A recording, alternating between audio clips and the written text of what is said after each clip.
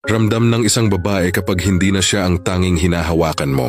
Hindi mo man sabihin, hindi mo man aminin, mararamdaman niya. Hindi dahil naghihinala siya, kundi dahil ang puso ng babae ay sensitibo sa pagbabago.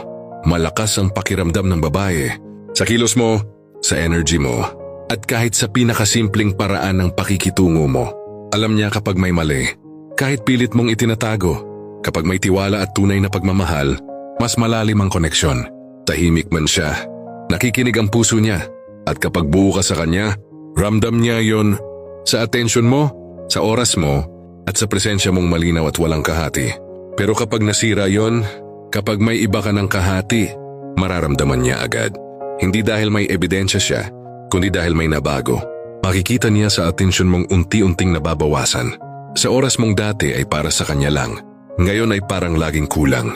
Sa presensya mong nandoon nga, pero hindi na buo. Kahit hindi siya magtanong, kahit hindi siya mag-eskandalo, sa loob-loob niya, alam na niya. At kapag nawala ang tiwala, wala nang matibay na pundasyon ang pagmamahal.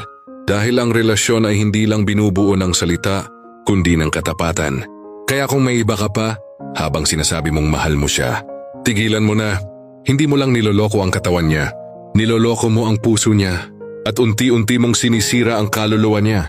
Dahil ang babae, kapag nakaramdam ng pagbabago, mahirap nang bumalik sa dati.